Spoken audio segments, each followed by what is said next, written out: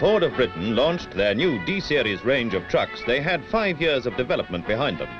Then they decided to try one more mammoth trial of strength on the roads of southern Russia, a long and exhaustive run over the worst possible conditions. The convoy of 3 of the new trucks, plus a new coach and 3 cars from the current range, headed across Europe for the Ukrainian capital of Kiev. From Kiev to Sochi on the Black Sea, and then back again on a reverse route via a dozen Russian and European cities. They had a target of 10,000 miles to cover, miles that varied from fast motorways to mountain dirt roads. A tough and uncompromising test of endurance, coupled with a great opportunity to show the flag and prove a British product on the spot. The timing of the trial was planned to coincide with the new truck introductions throughout Europe. Timing was an operative word, because an exact date had been announced when the convoy would reach Sochi. A date made with confidence, but leaving no margin for error.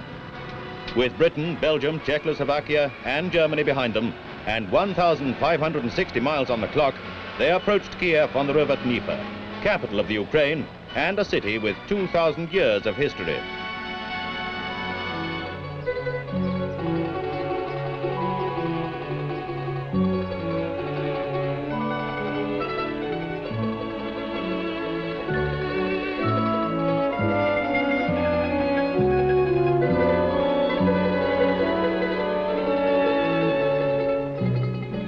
Here were the inevitable contrasts between historic buildings and the rapid development of new housing projects. One of the largest cities in the Soviet Union, Kiev is a great cultural as well as industrial center.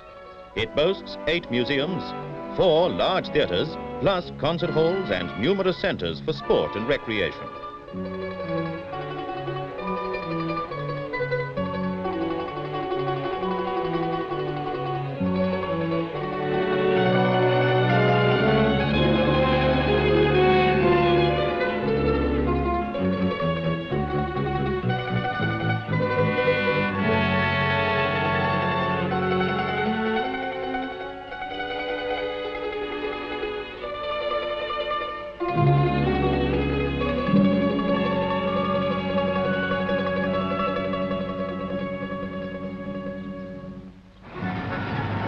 In Kiev, a party of journalists from 12 different countries and a group of truck experts joined the convoy to scrutineer the toughest part of the trip.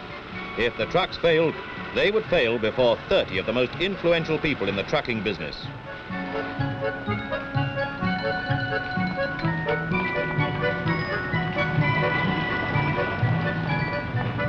Meanwhile, everybody had a chance to look at life in a Soviet city, at the growing variety of goods in the shops, and to observe how the gap is closing in the retail buying habits between the USSR and the British High Street.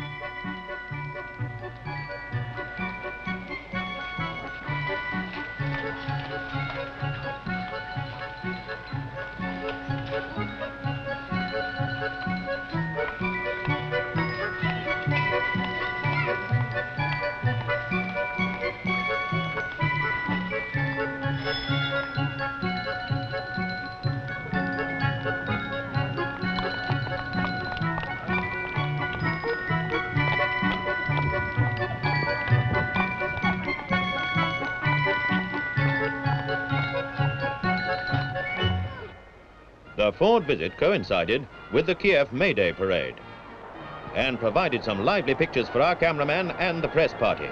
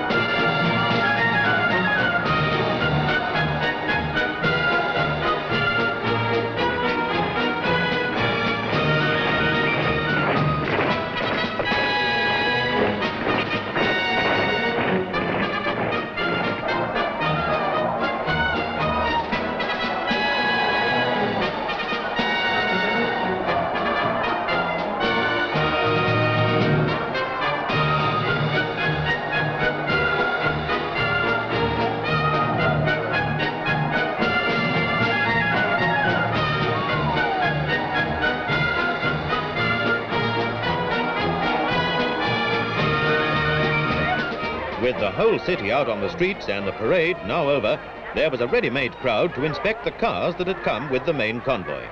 With as yet only 500,000 car owners in the whole of Russia, it is no wonder that such interest was shown.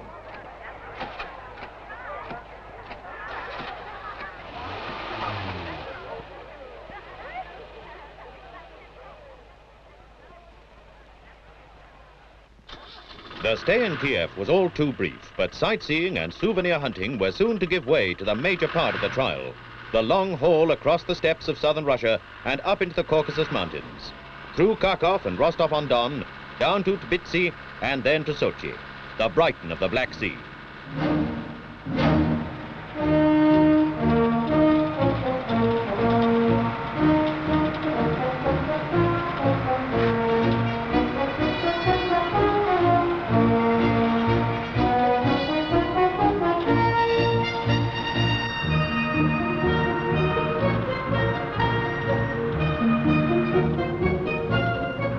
It is well known how the Russians take winter in their stride, the savage frosts and long periods of snow turning into torrential rains as the thaw plays havoc with road surfaces. Local inhabitants regard all travel at this time of the year as something of a hazard until the roads have had their annual refit and the ground has dried out.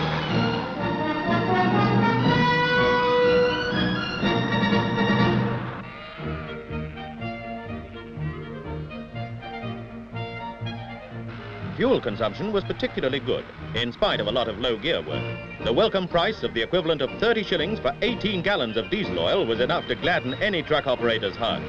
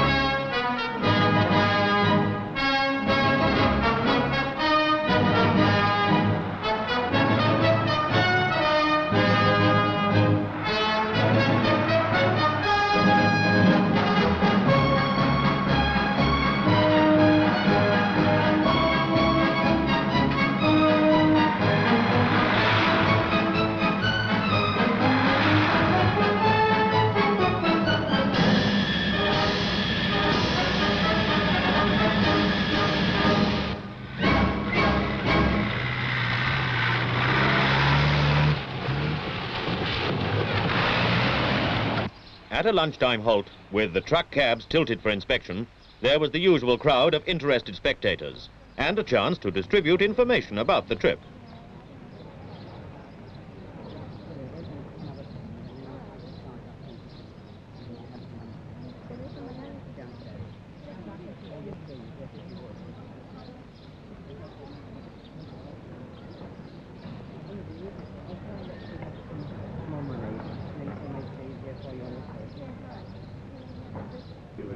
The press took traditional refreshment in their coach and filled in some time on a recording for British television. The coach party was a United Nations in miniature, and those from Scandinavia found certain parallels in the climate. All agreed, however, that the roads were some of the most rugged they had ever experienced.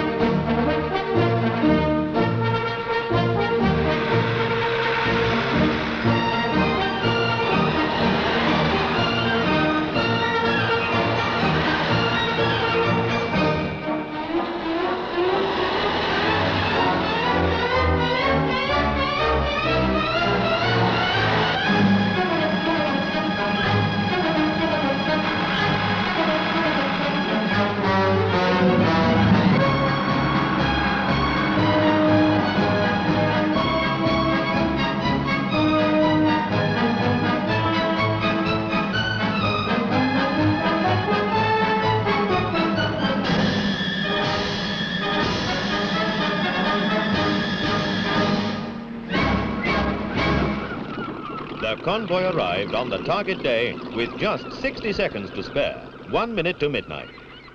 Everybody got up next morning to the expected sunshine and had their first glimpse of the Black Sea. Like many of the seaside resorts of the world, Sochi was once a fishing village. Now that the Russian people have more leisure, annual holidays are the thing, and a large industry has grown up to meet this demand with all the accompanying expansions of hotels, holiday camps and recreation amenities.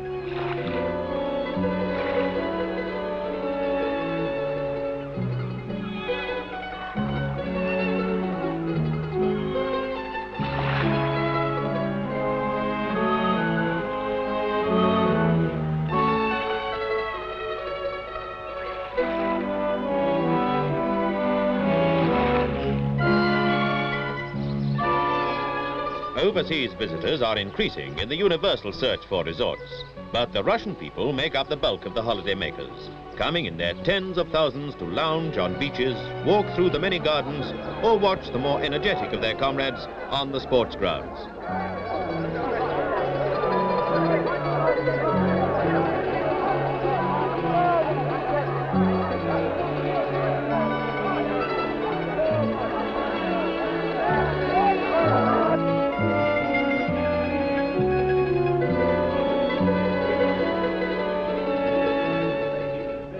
Gifts were presented at the meetings held with Russian trade delegates and transport executives. In this case, some Waterford glass from an Irish journalist for the Mayor of Sochi.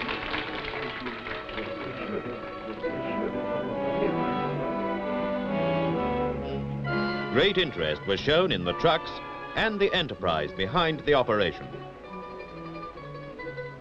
From top-level government officials to the man in the Russian street.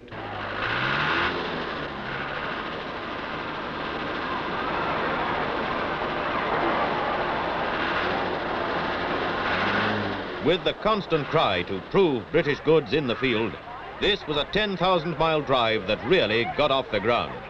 The engineers proved that the vehicles off the production line fully justified their faith in them. The press wrote enthusiastically of a wonderful trip. The dateline was Russia. The headline was success.